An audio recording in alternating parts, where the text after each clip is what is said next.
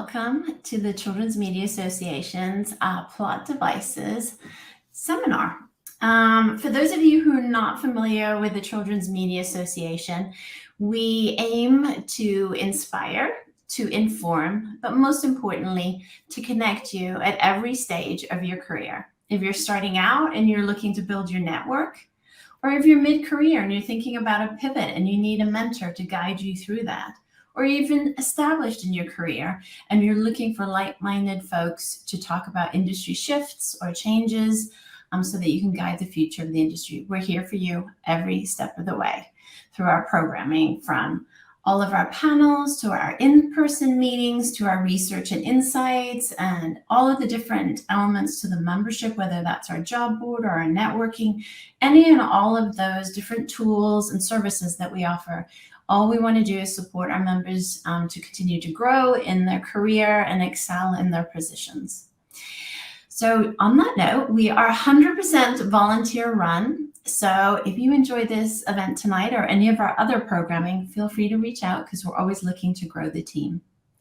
But tonight we're here because we have two incredible people that have created a company called Plot Devices. A little bit about me. I think visually, and in my role to develop content, I'm always looking for tools that can help me figure out how to break a story or how to start a project or how to think through a project to make it highly engaging. And obviously the best products out there that we know in terms of media are with the strongest story. So tonight, I'm really delighted to introduce Seth and Anne, who created Plot Devices. And tonight we'll be breaking down a story with their product, Storyclock. We also have Diana Aiden here, which you may remember from our pitch panel last year. Diana is another brave soul coming back for another brave time. We're actually going to break down her property and all of the beats of a pilot that she's writing. So from there, I will let Seth and Anne take it away and tell us a little bit more about Plot Devices. Yeah, Anne, do you want to talk about, I just realized I have this prepped slideshow full of like all everything about Storyclock, but do you want to talk about just kind of how we started the company and why real quick before I Yeah. So hi everybody. Seth and I both live in Nashville, so excited that there's people here coast to coast because we're a landlocked state. But basically Plot Devices started in 2017. Seth, what we're about to go through is kind of Seth's workflow that he engineered from hearing different bits and pieces from other people, and he'll talk about that. But we had this Kickstarter campaign for a little notebook called the Storyclock Notebook.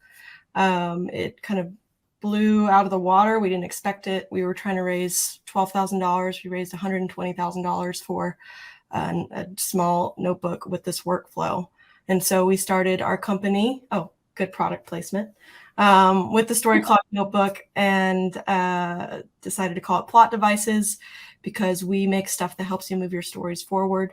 We don't promise to be the end-all be-all solution. We just want to be with you in the process. We have a couple other products, some storyboarding products. So if you're looking to storyboard, we've got that on our website as well. And I'm a producer in Nashville, so I work in kids media. Seth's background is more in like feature film and commercials and kind of all over the place, but he'll talk about that too. So yeah. That's Plot Devices, and Seth will take it away on kind of the details of Storyclock. Yeah. So as you've already learned, I'm Seth Worley. I've got a little deck here that I think, how do I make this? There we go. I didn't do anything. I'm going to take credit for it appearing. So I'm Seth Worley. I am a writer and director of branded shorts and commercials. And one feature, I write and direct commercials, short films, and explainer videos for clients like Bad Robot and Sandwich Video. I'm currently in post on my first feature, which I wrote and directed, starring Tony Hale and Darcy Carden. I am also the creative director at Plot Devices, a company I co-founded in 2017 with my friends Anne Fogerty and Michael Lanier to make tools for turning your ideas into stories. When I say stories, I don't mean in like an abstract way, like a lot of marketing lingo does. I mean screenplays, novels, podcasts, sermons, wedding toasts, ransom notes, anything you have an idea for with a beginning, middle, and end. We make tools to support those things. Tools like the storyboard workbook, storyboard notebook, shotless notepad. Those are our line of paper products for directors and cinematographers. And then our flagship products for writers of all kinds, like the Storyclock workbook and the Storyclock notebook. And as Anne said, the latter of which we launched 3 years ago. Not 3 years ago. How many years ago, Anne? It was like 6 years ago. 2 years ago. My brain does math without me knowing. With the help of over 5,000 Kickstarter backers, all of these are built for turning your ideas into stories. And like any good marketers, we believe that stories are essential to getting you to give us your money. Not really. I just really like this slide. Our central belief is actually much deeper and much more personal, and I think more inherently human, which is that writing is just like the worst. I like to say, if you love writing, then you're not a writer. Here's a pie graph that I use to describe the process. For most writers, 80% of it is feeling miserable and untalented, 19% of it is feeling miserable and untalented, and 1% of it is finishing writing. This video will further validate my feelings on this. A lot of people think writing looks like this. I just got an idea for a great movie. Done. Which is wrong. In real life, the powers that be don't just send you an idea from above. They send you like 50. Big ideas, small ideas, weird-looking half-baked ideas, and they're coming at you faster than you can write them down. And then they're not. And suddenly it's up to you to get from this to this using only this. And this part's the worst because it's gross and really hard. And why is it so hard? Writing shouldn't be this hard. It's just writing. I mean, if this cat can do it, then surely I should be able to. I'm probably just not trying hard enough. I should try harder. Or maybe I need to Instagram a picture of my coffee next to my laptop with a caption about the beauty of the blank page, #writer's life, #blessed. So this is what the universe leaves us with after all of that, a pile of raw ideas. And now it's our responsibility as writers to figure out how to turn this into a story. Now, because we're smart professional writers, we have a basic idea of general Joseph Campbell-y story structure. Like, we know how all mythic narratives get broken down into 3 acts, which themselves get broken down into 17 substages that read like the track listing for a Metallica album. So we at least have a vague idea of where a lot of these disconnected ideas could go. So like in a story timeline, we know like this idea that I have probably fits 3rd act, this probably fits 1st act, this is probably the midpoint. But then we're left with these gaps, right? And what goes there is the pain point for me as a writer, and has been for my entire career and life, and probably is for many of you. So like the question is, like, this is where everybody's kind of process breaks down into their own personal quirks, which is like what to do to fill these gaps. Like, what goes there?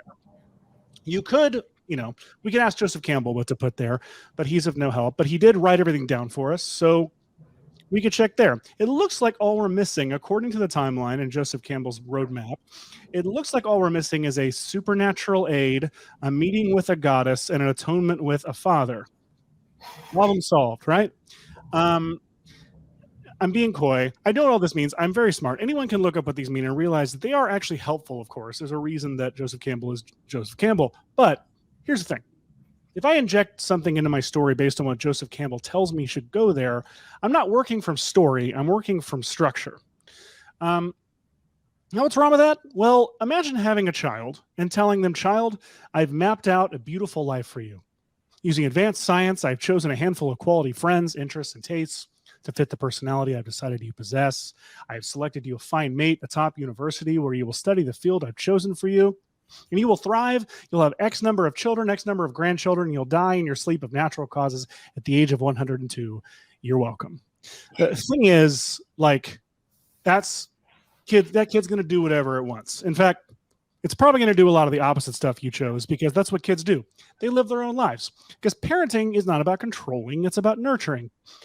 And the same thing for storytelling. If you're not getting the parallels here, storytelling is not about controlling so much as it is about nurturing. But you can't just let your kid do whatever it wants, right? It's like, where's the line, and how do you walk that line? How do you nurture a story? Okay, so here's a picture of me and J.J. Abrams. I'm right there. And years ago, I heard through the grapevine that JJ liked to outline on a clock instead of a straight line. I thought that was cool. So like thinking this way, if it's a 2-hour movie, the 30-minute mark would be at 3 o'clock, the hour mark at 6 o'clock, and so on. Supposedly, JJ thought this provided a really great way to see where the audience was at any point in the movie. How long has it been since they were scared, sad, laughing, excited, etc.? They tracked the emotional roadmap for the audience. I liked this idea, so I took it further. I wanted to see what like existing movies looked like when mapped out like this. So I started with Raiders of the Lost Ark. I was writing something in the similar genre at the time that ultimately went nowhere, but as I do with most things, I was studying the structure of the movie, study how it worked, and try and procrastinate as long as I could until having to actually write. So while doing this, I watched Raiders, a arguably perfect movie. I watched the movie and I wrote down everything important that happened and the time code for when it happened. What I felt were like main story beats, wrote the time code, and wrote what happened at that story beat. Then I transferred all onto a clock, which, cool. There it is. There's the movie. And I noticed a couple things. One, I noticed that things I thought, like my concept of time in both memory and in watching a movie are severely warped. Things that I thought were only 5 minutes apart were actually 30 minutes apart. Things I thought were probably at the middle of the movie were actually way further or way earlier. But the real fun happened when I started tracing story threads in this format. So let's trace the story thread of the Ark of the Covenant. Here's where the Ark is first mentioned in the movie, and we're told what it is. We see a picture of it being opened and unleashing the wrath of God all up in a place. Here's the point in the story where Indy pinpoints where to dig for the Ark. He finds the location of the Ark.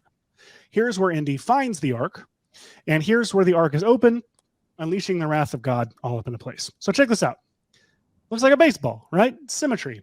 So that was neat. Here's a favorite one that I noticed. Is like, here's the point in the movie where Marion punches Indy, and here's where she kisses Indy. What's so fun about this is, like, digging deeper, I found that the major story threads of Raiders of the Lost Ark, mapped out on a clock, look like this. It had order, it had balance, it had symmetry. So, like, now I'd reached like peak conspiracy theorist screenwriter. I felt like I should like decorate my office in maps and like run yarn from wall to wall. This was amazing, but I know what some of you are thinking. No, Lawrence Kasdan didn't outline Raiders of the Lost Ark as a clock. At least not to my knowledge, he did not. That's because that's not what this shows us. What this shows us is that great stories have a rhythm and rhyme to them. Great pacing, great structure, great storytelling can create symmetry when you visualize a story like this. So that's when I thought I could totally reverse engineer this. Like taking my raw ideas and using my natural instincts for where some of these ideas should probably go based on my understanding of Joseph Campbell and Save the Cat and any of those.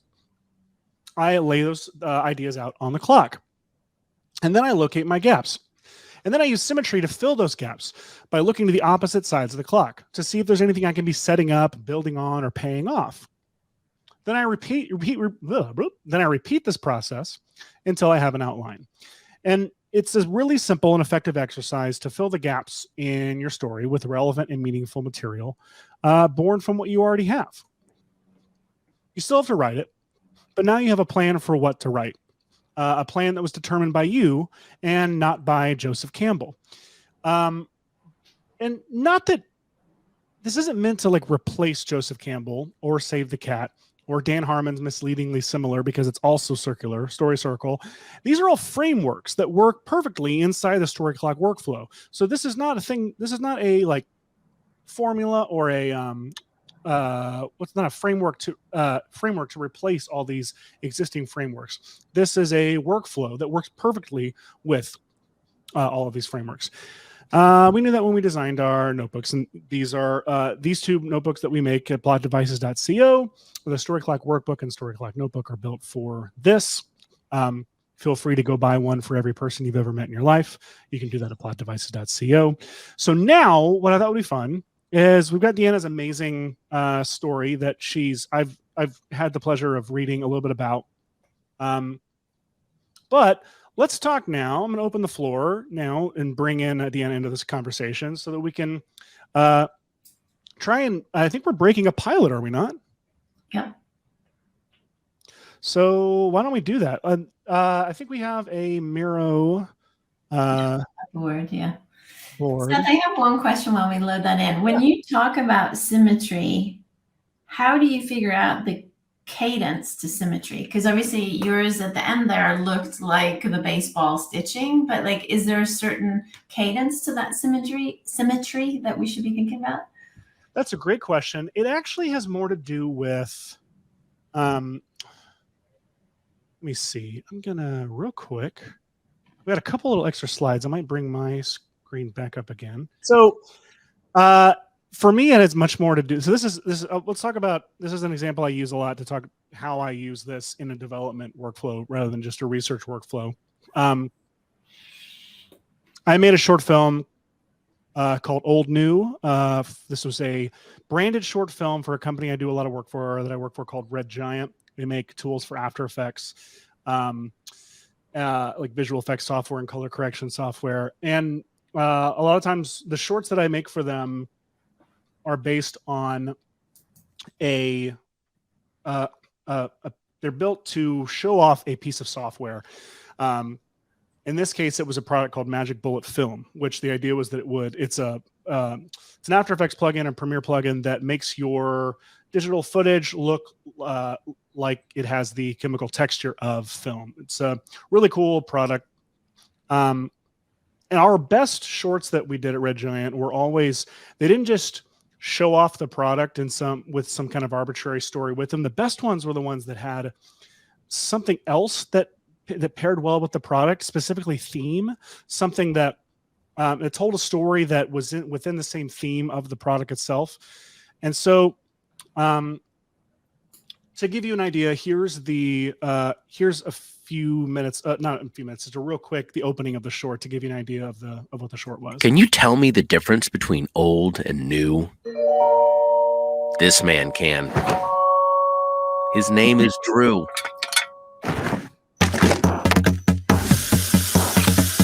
Drew McHugh liked things to be new. He was actually born Brian, but that got old too. In fact, in the time I was telling you that, he got online, changed it to Matt. You'd be hard-pressed to find a shirt Matt had worn twice, as buying and trying new things was his vice. His glasses, his phone, his music, his friends, his new favorite show before the last one could end. The only old thing that he had was his debt, from basically buying the whole internet. He'd even buy things that barely existed. If it said patent pending, couldn't resist it. Now, while his quest for the fresh kept him quite occupied, underneath everything, he felt unsatisfied. This isn't fulfilling, he thought to himself. How confusing. This new thing, this feeling he felt. Then a couple days later, a new art museum opened its doors only 2 blocks from him. It was there that he met a curator named Claire, who compiled all the paintings exhibited there. Now, these paintings, they were old, even older than old. Yet to John, an odd feeling had begun to take hold. impossible. He thought, yet could it be true that something so old could make him feel so New. So as an experiment, he decided to sample other old things, like this song, for example. Good God, this is good. He exclaimed, listening. And this thing that it's on is my new favorite thing. And look at these cars, these gorgeous old cars. Try that old whiskey. Holy that's really good. He chased the cutting edge and state-of-the-art, which is obviously dangerous because edges are sharp, but here now, behind him, lied well-charted road. So it was out with the new and in with the old. Old glasses, old toys, old books with old words, old friends, and old taxidermic birds and goats. Pictures looked better when you made them look worse. What else is old? The whole universe. Reclaimed wood. Organically grown. If it belonged in a barn, then it belonged in his home. He bought a really old house with really old doors, really old paint, and really old floors. He used really old razors, held really old views, ate really old bananas, and read really old news.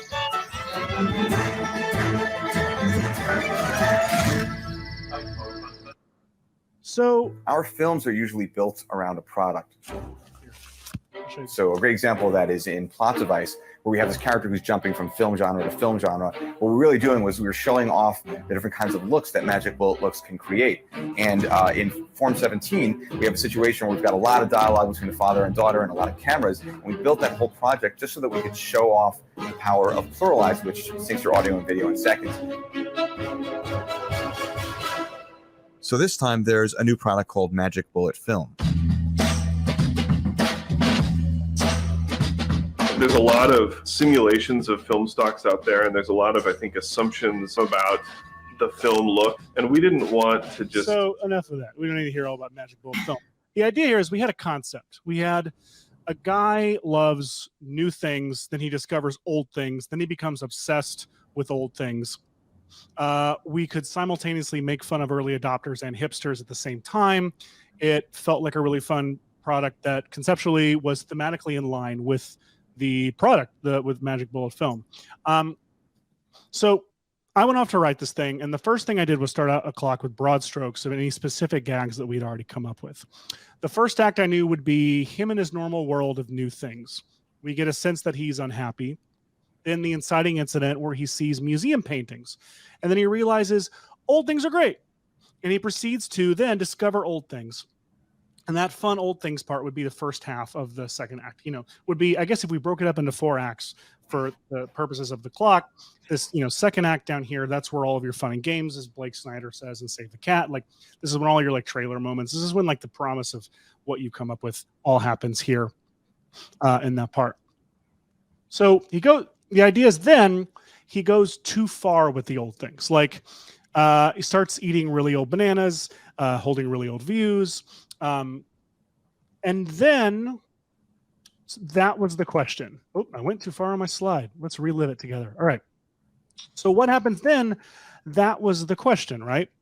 I knew I wanted the third act to have the main character using new things to either save or preserve the old things that he loved, but I couldn't figure out how to do that, especially if what he loved so much were just some old paintings. How could I make the audience care that he gets some old paintings back? And what new thing could he use to save them? So I looked back at my first act to see what I could mirror, because I know that third acts frequently mirror their first acts. So what if we went back to that museum? What if there was something else for him there other than the paintings? Something he didn't notice the first time. And suddenly the whole story recontextualized itself, and in one fell swoop, I had answer to both of my questions. It was there in that moment. His life a disaster. He was struck by revelation and also some plaster.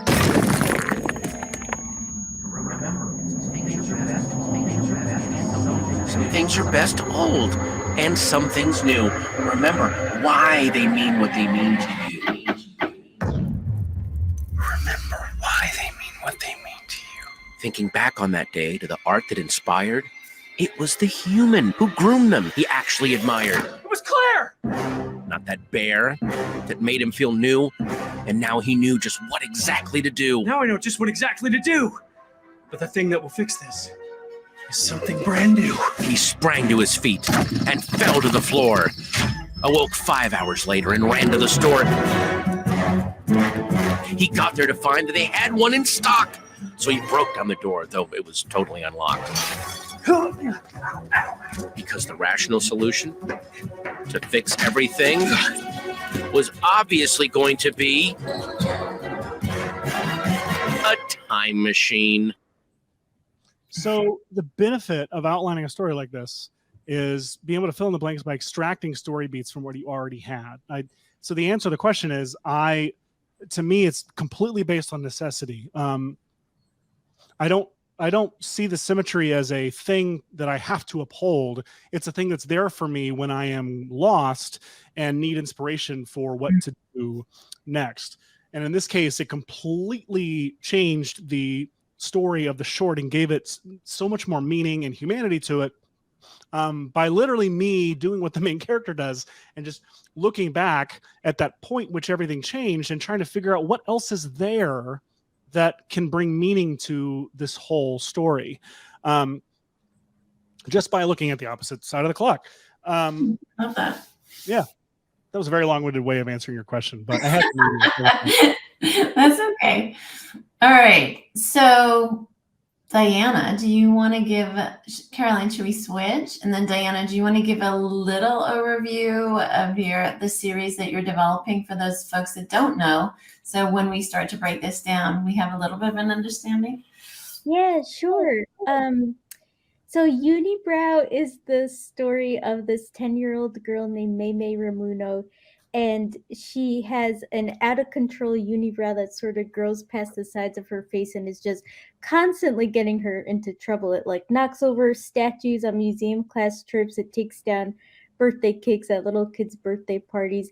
It's really the bane of her existence because it always riles up like her school life and her town, which is like very superstitious and just doesn't want this resident that has this crazy unibrow causing chaos. So a lot of the series is kind of her trying to figure out how to get rid of this unibrow or contain it, and the unibrow kind of working against Mei and always getting her into trouble until they work together to find some kind of solution. So that's kind of the overview of the show, and it's really a story about self-acceptance. Mei, as the series goes on, she comes to really love this unibrow that reveals all sorts of magical powers and abilities, and they kind of become this dynamic duo and force to be reckoned with. So that's a little bit about the series. I love it so So much. Seth, where do we begin with that? Well, to me, I begin with the stuff that I'm most excited about. So, like, Diana, what about the concept and the premise? Well, really, I start with everything. So, if we look at this Miro, how do you use that as a noun? Look at this Miro. If we look at this page, you got the clock right here in the center, but that's not really the starting point, right? It's if you scroll left over here that we have in our notebooks, we have this area that's this big old block for ideas, and then we have two little blocks at the bottom for characters and themes. That's just from my personal experience of like stuff that I find I definitely write toward and from. And so like the first thing is to write down just like everything you think is probably going to go in this pilot, including characters or themes or moments or ideas. So let's start with like, what's the most exciting to you? What do you definitely see in the trailer or the commercial for this pilot? I think definitely that she's gonna try to use disappearing hair ointment to try to get rid of her unibrow. And I really want that to have like disastrous results, like causing people and things to disappear that she didn't expect, and maybe causing the reverse to happen, her unibrow to just grow bigger. So the disappearing hair ointment, I think, is a big deal. I love that. So you have like the disappearing hair ointment. Sounds like this is going to be kind of the plot mechanism to carry this first episode, which I think is so fun. So, then let's talk about like what are some specific moments and beats that you see happening from this concept? Like, do you have any specific moments and stuff? From the ointment or just in general, you mean? Really in general. Let's just throw everything in. I also would love, so her sidekick is this goat named Hummus who speaks through like an old-fashioned radio. So I kind of really picture that Mei tells her story through Hummus, through this radio, maybe just to give a quick backstory since it is the pilot. She's had this unibrow since she was a baby, and so I sort of pictured us hearing her backstory and then reveal her and her unibrow. Maybe they're talking to like a fortune teller on the side of the road, since fortune tellers are a big part of the show. Nice. Let's see. So we're putting our characters in. Thank you. I love that it just says goat hummus out of context. I want to try goat. What else? Let's keep putting it all in. I'm going to be writing them down so I don't forget in case we don't. Yeah, there's also the mayor of the town, Mayor Neil. He is, I think he's going to try to have like a big event to get the town's reputation back on track, because Mei has scared off tourists maybe at the beginning of the episode. So he wants to have this big press conference, I'm thinking. and maybe that's where the height of all the chaos takes place. The press conference, is it an announcement of some endeavor to bring like honor back to the community, or is it just a statement, a declaration of bringing honor back to bringing whatever back to the community in the press conference? Yeah, I kind of pictured him maybe like forcing Mei to be part of it and be like, look, I'm totally normal. This town is totally normal. And that's when kind of everything comes to a chaotic turn. Okay, so keep going. I have a couple ideas, but I'm going to save them. I Yeah. want to get everything out first. Yeah, sure. Mei also has a little sister named Sandra Cynthia who does not have a unibrow, so I would love somehow this ointment to give maybe her some kind of unusual hair or just kind of do weird things to other That's fun. citizens in town. That was Cynthia, was her name? Yeah, Sandra Cynthia. Sandra Cynthia, that's right. Yeah. I'm trying to think what Yaya. We need Yaya, right? Yeah, Yaya, the grandmother, who's very important to Mei, and she often appears in disguise as like a fortune teller. So, I was wondering if maybe she's the one who sells or gives Mei this ointment in disguise, just to sort of, she kind of acts behind the scenes to lead Mei into more of a self-acceptance of her unibrow. That's fun. She's also kind of a trickster character in that way. He's a trickster character, yeah. I like that.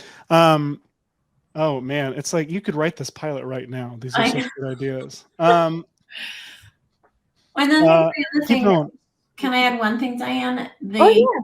Talk about the town, because I think the town is in part a character as well, because it has all this kind of mystery and intrigue to it, which I just love. I'm obsessed with. Yeah, the town is like, it's very kooky and mystical. There are all these caves that have like secrets or just random things like endless supplies of crumb cake. And I think I told you a little bit about all the fortune tellers that have tables set up on the side of roads, and they read people's fortunes in coffee grounds. And yeah, there's all sorts of traditions like breaking glass to break bad luck. The town is just very superstitious, and they think that anything out of the ordinary, like Mei's unibrow, is like just bad luck. And so there's that kind of mystical feel to the show. And the town has like these two different warring groups of hermits. So there's like the bearded hermits who live in the forest, and then the like the more sophisticated hermits. And I was thinking that Mei causes people to disappear, and then she has to kind of get the hermits to pretend to be real people at this press conference, to be the actors or some kind of hijinks like that. Oh man, this is such a rich story. So I have a couple. So before we dive in, I have a couple questions about this format, because I admittedly have not written in this format before. Is there a traditional structure to these kinds of episodes of this length? Yeah. Yeah, usually like a 3-act for like 11 minutes. Like normal, just a normal 3-act thing, just in 11 minutes. Yeah. I figured that, but I just want to make sure before I started jumping in and pretending that I was an expert. Yeah. Feel. Well, and Diane's actually figured out a format for each episode. Do you want to break that down a little bit too? Yes, Oh yeah. Yeah, so it'll be, kind of Mei and the unibrow, who its nickname is Uni. So Mei and Uni are at wars at the beginning of the episode.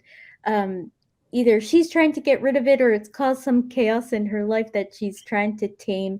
Like in this episode, maybe it scares off tourists in the town, and then she tries to find a way to get rid of it or to contain her unibrow. But that ends up causing more chaos, and so she has to, work with her unibrow to find a solution. And then at the end of every episode, she kind of either learns something about the unibrow that changes her opinion just a little bit, or really comes to see the amazing things it can do, and that helps her accept herself more. So that's kind of like the overall arc of each episode. I love that. So do you have an idea of how that's exemplified in this episode, and how the episode wraps up? Yeah, so I'm thinking that so in the beginning, Mei scares off these tourists who think that she's like a bear child, or there's a lot of rumors going around about this bear child in this town, and the mayor wants to change the town's reputation, so he decides to have this big press conference or something like that. And May, her parents and grandmother and sister are like, she feels the pressure from them to make sure everything goes swimmingly so that the mayor doesn't try to kick her and her family out of this town, which he's prone to do. And then she gets this disappearing hair ointment to try to make herself fit in. It doesn't work.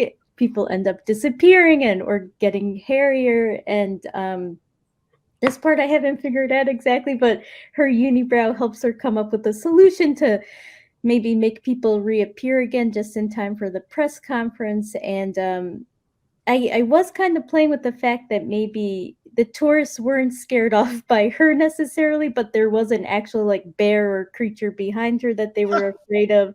And so May's unibrow, the bear sees the unibrow and then gets afraid of it and leaves the town, or maybe there's that's fun. like that at the end. So she ends up saving the town a little bit, but yeah, some sort of thing like that. It's not fully set yet. No, so that's really, really fun. Is there anything else, like the shotgun everything out onto here and before we start trying to organize all of it? The last thing is just that I think newspaper headlines play like a big part in the show, just because the town is so like so nervous and panicked over everything. So I think in the beginning we see all these headlines about this bear child who's like roaming around the town, and then maybe in the end she still has a bad reputation, but she, in a different sort of way, she has saved her town a little bit. This is wonderful. Okay. And so I'll add the one thing that we hone in a lot on this is it's about family, friendship, and more than anything, May truly on this emotional journey to accept herself. And we like those emotional beats and progression for her, you know what I mean, throughout each episode. Absolutely. So here's the thing. I've never done this before. Admittedly, I've not done this with someone who has such a good idea in one of these like public situations. Or now I'm like restraining myself from pitching you ideas as if I'm working for you now. I think this is such a fun concept and it's so ripe to make something. So like, let's start dropping some of this stuff into a structure first, because naturally you have natural ideas for where a lot of this stuff is probably going to go. So you have the press conference at the top. Well, first off, how are you presenting the tourist thing? Are you starting with that, or is that more of like a reference at the press conference and flashed back to real quick as a quick gag and then back to the press conference? Like, how do you see that sequence of events happening at the beginning? Yeah, I sort of pictured that either so May is at this fortune teller's table and on the side of the road, and either her or Hummus the goat are kind of being like, this is what happened, here's my story. And it's these tourists came up to her lemonade stand, they got one look at her and they fled, and then we cut back and we see her telling her story, and she has this she's making it seem like she's no big deal, like she's just an ordinary girl, but we see that she has this very huge unibrow, and she's trying to downplay it, and maybe Hummus is like, yeah, she has a serious problem here or something like that.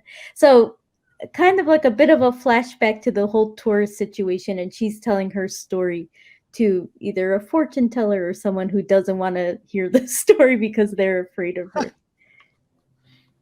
Okay, great. So that's the opening there. And then what point does the press conference happen? Then I was thinking that there's all these like, bad press about May. So the mayor calls the town together and he decides we need some kind of event to change our bad reputation. And they have this press conference idea. It doesn't have to be a press conference. It could be like a spaghetti dinner or something. Well, let's keep it press conference for now, because that was your first inclination. She scares off the tourist, but that's again, okay, so that's told as kind of a flashback in the telling the story to fortune teller. So I'm going to kind of put it up here. Caroline, I know you're putting these notes in, so I hope it's okay that I'm moving them around. So after the press conference, let's see. So we have the disappearing hair ointment. How does that then come into play and when? Yeah. Oh, so I was thinking that Mei Mei goes home and everyone's like, you got to be on your best behavior. And her parents are very overprotective. So they put up rules on the refrigerator of how she should not get into trouble. So they're kind of giving her like a listen, you got to stay out of trouble. And meanwhile, she spots this catalog maybe on the kitchen table that's selling all kinds of different things. And that's where she sees the disappearing hair ointment. And her eyes light up and we know she's going to order it, and it arrives at the door, and that's when things go down. It could also be that she gets it from the fortune teller or Yeah. something like that to speed things up. Yeah, I think that could be cool, like a special ointment, and then that could even be Yaya trying to help her, and it does. Yeah, the fortune teller kind of slips her some hair, disappearing hair ointment. I wonder if she gets it before before the press conference, and then it's in her bag at home. Like, yeah, because I like the idea of going home and getting to introduce your characters that way, right there, like at the top, before using the ointment. Because one thing that I really love is you've got Sandra Cynthia, who is this character who I believe does not have a unibrow. You said, and is kind of like the. Yeah. So does she? You were talking about having something disappear, of hers. I immediately want it to be something. I guess I can get to this in a second, but I want it to be something that is like perfect for her. Something that, but I mean perfect. I mean it's like something that everyone believes makes her perfect. Like the thing that if she didn't have it, oh right, that like whether it's her hair or something that like is like this defining trait about her that makes her, her family all, gushes over this defining thing about her. And if it's gone, her identity would assumably be possibly gone from losing it. right. Oh, that's really fun. She's known for her like cardigan collection, and also the fact that she's ordinary, which is what people love most about her because she doesn't cause any trouble for the family. Cardigan collection is wonderful because I do like that also exemplifies normalcy in a way. Just because I love that. And so like if that were gone, then that's a fun thing. Okay, so that's fun. So you can introduce that cardigan collection. All of those things you can introduce them here in this. Mei Mei goes home and getting the rules from the parents and things like that's where because we're in this normal world of hers. Right. And I like that the press conference is also part of the normal world. Like I like that this kind of thing is constantly happening. The mayor is constantly apologizing to the town on behalf of Mei Mei. Mei Mei is constantly having to take responsibility for things that she did not cause. Right. So that's all happening up in here in this first act. And then naturally the disappearing hair ointment, that fun of that is all going to be like right here, like of it all. Either do you see it as, so it doesn't work. The uni is still there the whole story, right? It doesn't work. It instead goes everywhere else, right? What I'm thinking is that it momentarily disappears, and she has like Mei Mei's also, she's very dramatic, so she's prone to these like musical numbers or like dramatic scenes like running through fields talking about herself. So I picture the unibrow disappearing. She kind of has one of these moments, but then it just starts getting bigger and bigger, so it just disappeared to come back basically. So something like that.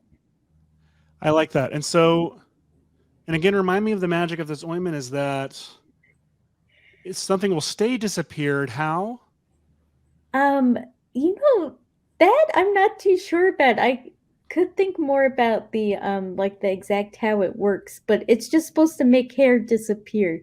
It's like a nair, but like a nair ointment. No, right. So like I'm curious what makes uni not disappear. Oh, but, right. Yeah, but everything else does disappear. It's just because the unibrow is magical and it has a mind of its own. It just does not adhere to like because it's special. To the rules of like our world, basically. But Diana, also because Yaya gave it to her, she could have been giving her an ointment that does the opposite of what she's actually asking for, because she believes in the family's history. You know what I mean? Yeah, it could be that as well. It could do a few there could be a few things going on. So the unibrow, I'm just going to start dragging some things over here. I think I'm not sure how much time we have on this, but like the unibrow helps people disappear. You had the, where was it? I saw something about Meme pressured to do well so they don't get kicked out. That is up here, kind of all throughout here. Uni disappears at first, but then comes back, and you have like the fun of the disappearing hair ointment. Meme dramatic scene. What was that? Oh, that was the unibrow, the hair ointment. So then everything starts to disappear, right? That's going to be. And the cardigans disappear. Yeah. Yeah. I'm probably using the wrong color of Post-it. I'm ruining it. Oh no. What all stuff do you perceive disappearing? I pictured the tourists that they're bringing in for the press conference to sort of make amends with them. It's like a bus of them. They disappear. Maybe the mayor is still around because of course he's losing his mind that everyone's disappearing. But yeah, like people actually disappear. Ideally hair would disappear from people in places they wouldn't want it to disappear, like beards and things like that. Okay, so it sounds like you want the mayor to announce the press conference in the first act, but then have the press conference in the third act. Yeah, that's smart. You probably already said it and I just missed it. No, that he like makes it clear they're gonna have it in the first act. So the press conference is where the whole, final act goes down. We're all, the worst possible things. So then that's like the public, that's the worst possible thing that could be happening is that like suddenly the public things are out in the open are being affected by Meme's scheme gone wrong. So I guess you probably want this second part of Act 2 to be where kind of the fun of the stuff disappearing, the fun of like the stuff at home disappearing, or the stuff that like the public can't really see. It's not out in the open in town square yet. It's just in her everyday life. Yeah. Things are disappearing and you're having that. And then people's hair disappears. I'm just throwing things all here. So where do you feel like this is so well thought out? I'm curious what for you are kind of the holes in where the gaps are for you, of like what, like, is there anywhere in the story, and it's okay if the answer is no, because this is very well thought out story. Are there any points in the narrative where you feel like I don't know what this happens or how to get from this point to that point? Yeah, I think definitely the places that look more blank on the clock, and also just I know that her and the unibrow will work together to find a solution, but I'm not sure what that is exactly. Maybe there's fine print that says you have to do something, and they on the ointment, and they work together to make it happen, and kind of I guess just more stuff leading up to that press conference. Well, I think the other thing we need is that lever, Diana, where unibrow is at the root of the chaos. Like what is Uni doing to cause conflict so that Meme has to figure out.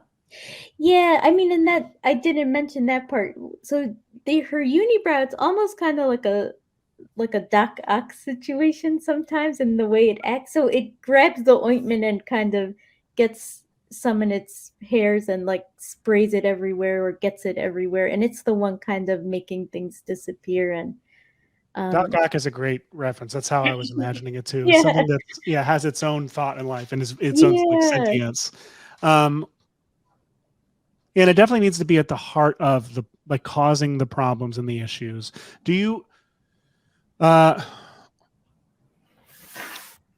so the way it's feeling to me, especially because it's a pilot, it's feeling like you kind of are presenting Meme's so let's talk about it in four. It helps me to talk about it as 4 acts rather than as 3. So like if we split it into these 4 quadrants, this first act is all about kind of Meme's place in her life. It's her normal life, normal world.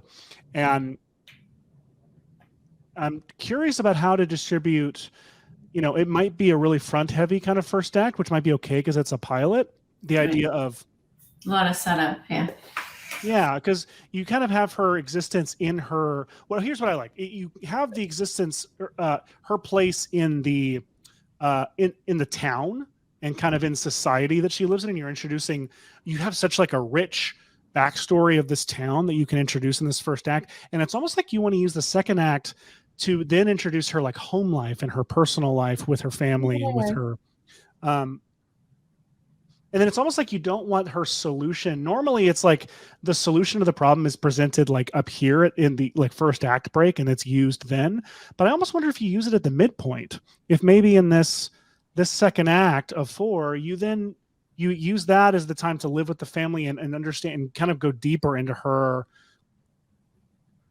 life and her brain, like in how it, like the things that she's scared of, things she's afraid of, things she wants, and you present the solution within that that section of the story. And then at the midpoint is when she actually tries to make Uni disappear, and then Uni I think we're getting to a really interesting question that I don't know the answer to, which is why Uni does what Uni does, and how that obviously you want that to be something that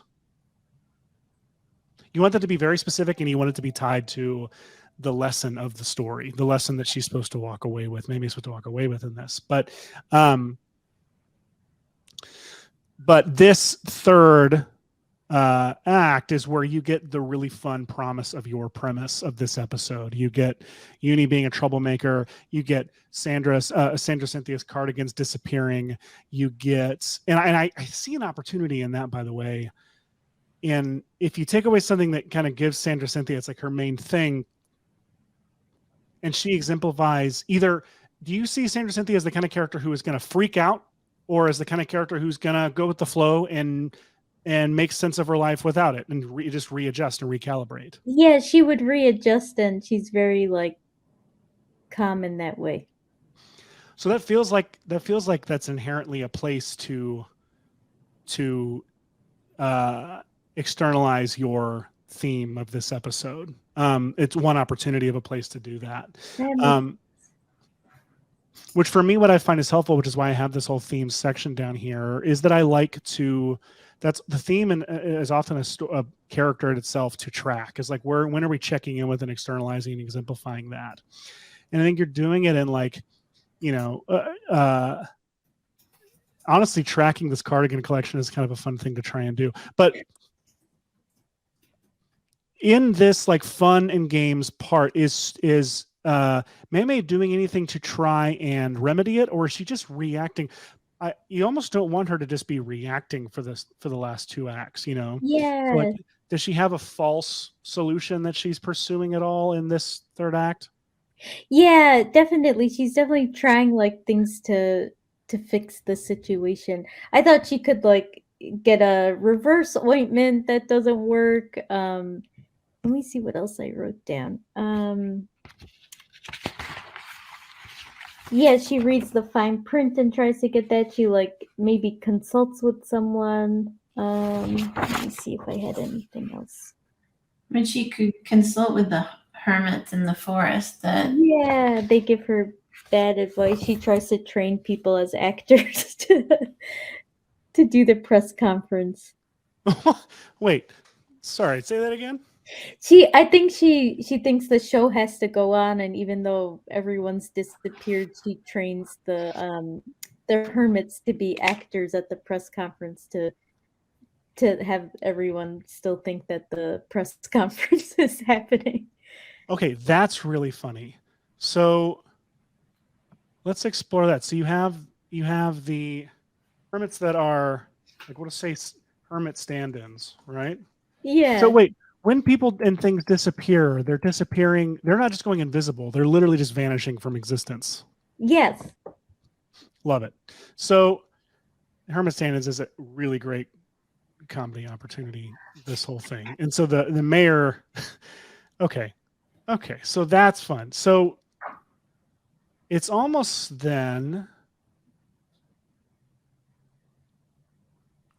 you have the disappearing stuff can kind of happen almost in like this section. So the benefit for me of the clock right now, even more than just symmetry, is just seeing where, like, often I'll have a ton of ideas and things I want to accomplish that I think I can do at the top of the story. And as I see them populating all up here, I'm like, this is going to be a longer first act than I thought. So I've got to move stuff down. So it helps me see how much time I actually have to work with. Right. And so I don't know about you, but I wonder if then, you can kind of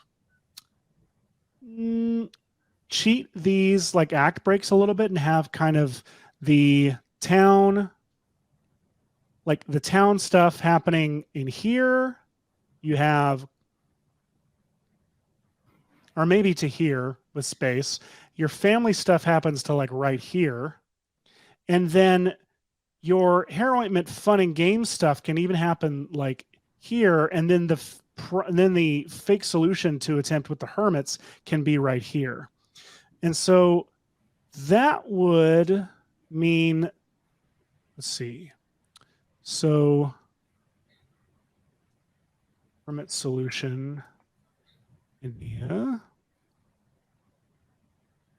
That means you need to set up this hermit solution idea somewhere in the first act up here, like almost like you want it to be something that is something that you're starting the story with, almost like it just seems like a one-off joke to represent or introduce the lore of the town.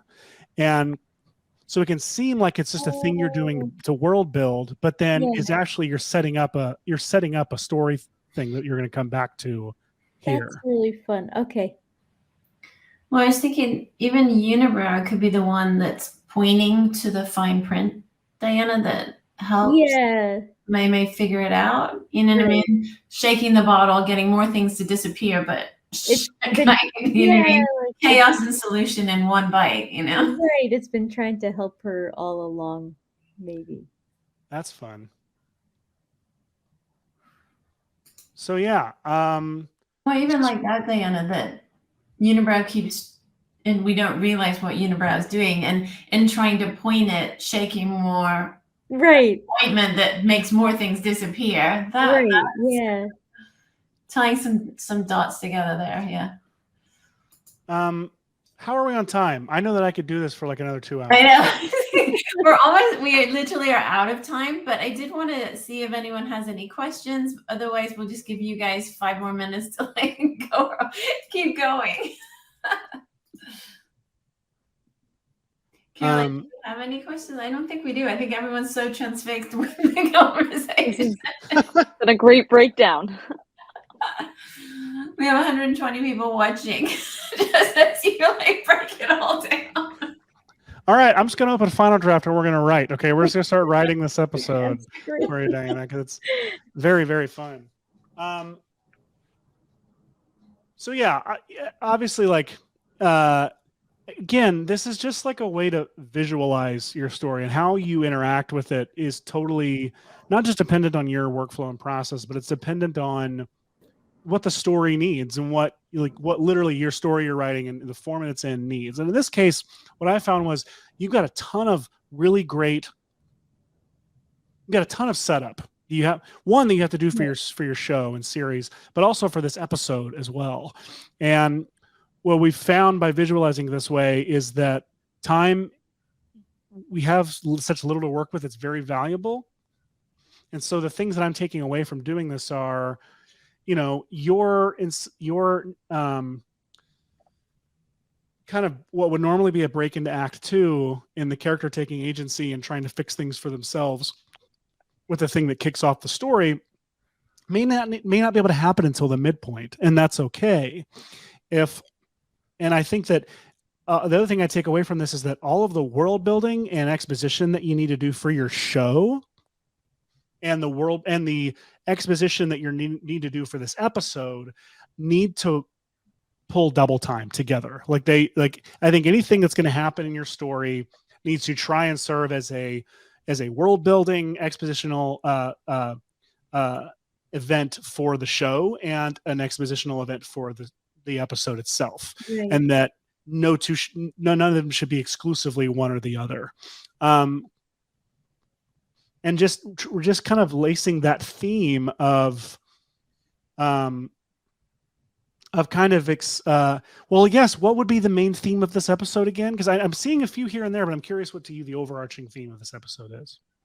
Yeah, I mean, well, definitely overall self-acceptance, but also like listening to yourself, and to like often we have the answer to the problem if we like kind of listen to our gut.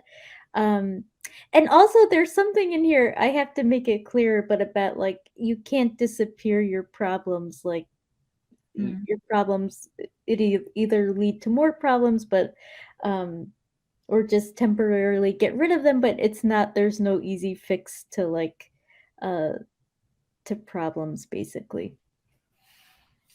I love that. So the thing that's kind of missing is you need to figure out what makes people reappear, Right. and how uni knows that. Yes. But you may have already said that, Diana. Maybe it's simply time, and that people disappear and everyone thinks they're gone. Like Unibrow disappeared and then came back stronger, so That's maybe true, yeah. maybe time is the answer to that question, Yeah. If people disappear, do they come back stronger, like huge muscles That would and be such? funny, right? Like, That's really fun, yeah. If you try to make a problem go away, it only comes back stronger. And the idea right. of That's a self-acceptance, good swing too, yeah. that's Avoidance is not the answer. Yes. that's very, very fun. So what was that? And I just think it's cool. Like I think visually, so I think, and hopefully Diana, you feel too, like just seeing it like this highlights what's working well, and sort of pinpoints areas to fill, and then areas to connect, and what is the core theme, what is the heart, what is the emotional driver. It just really visually helps you see all those elements to one single episode, which I think is super compelling. Yeah, I can't wait to watch this.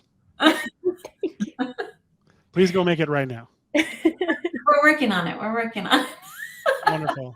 But this is so helpful. I feel like there's so many thoughts in my head, and this like actually helps me see, and it like makes links where you didn't know that they were. So this is so helpful. Wonderful.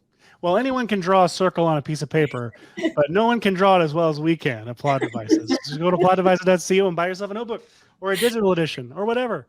Anne's usually the one who comes in and does the sales pitch. I just do all the story talk. But, and for all of our members that are watching, we will email you with a code to actually get a lovely discount that Seth and Anne have given to all of the CMA members. So we will do that as well. Absolutely. Diana, thank you for offering your story up to be dissected like this. This has been a blast. Thanks for doing this. I so appreciate it. And I can't thank both of you and Anne, who is also here. But I love your products. I think they're needed in the industry to create amazing, simplified yet complex and layered stories, which I think for me helps add, and your products help add that to our project. So thank you very, very much. Thanks for having us. Yeah. Thanks everyone for joining us. And we will see you soon. All right. Bye.